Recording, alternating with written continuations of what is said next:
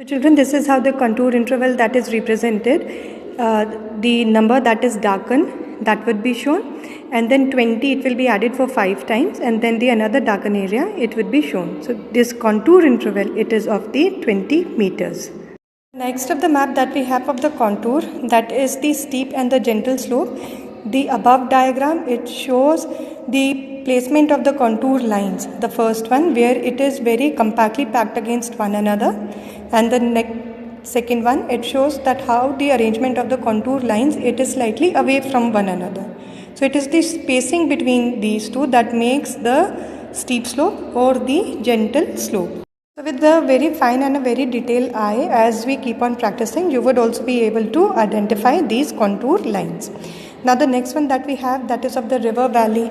Now river valley, the arrangement in the lowermost part of the V-shaped valley, it is shown by the innermost contour line with a very small gap between its two sides.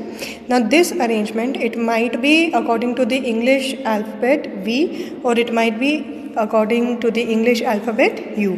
But either of it, it would either be the V-shaped or the U-shaped valleys. One that we have, that is the water divide. Water divide, it is the continuous ridge, and it is being divided by two drainage system, like it is shown in the arrangement of the contour lines. Then at the last we have the scrap or the escarpment or a cliff. It is a very steep rock or hill. Generally it overlooks the sea or the ocean, and it is represented by the sudden merging of the several contours at one point. Then next in the syllabus we have the spot height. Now what is a spot height? When we look at the grid map, we will see a number which is shown with the help of the dots, okay, beside them. So it means that the height of that particular place is above the mean sea level. Say for example, if it is showing dot 1, 2, 3, so it means that the height of the particular place, the spot height of the particular place is 123 meters above the mean sea level.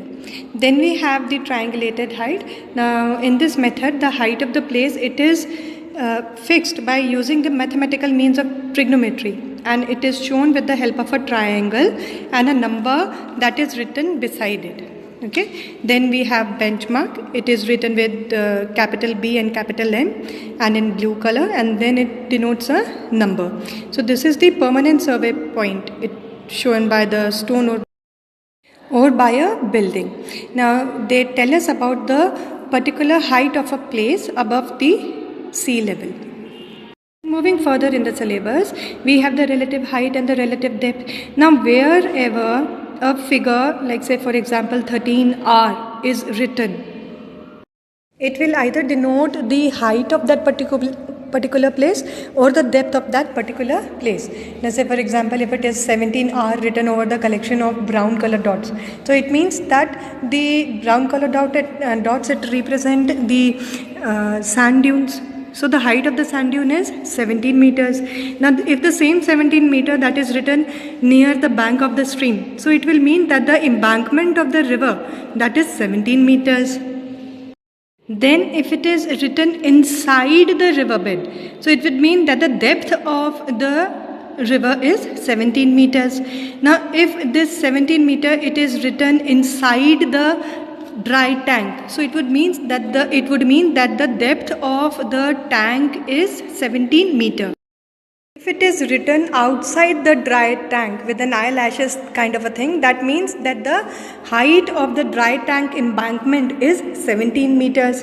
A well, that is always denoted by the blue color and a number written. So a well would always, a perennial lined well would always have, it would always have a depth. Okay, so wherever it is written, it would either mean the height of the place or the relative depth of the place.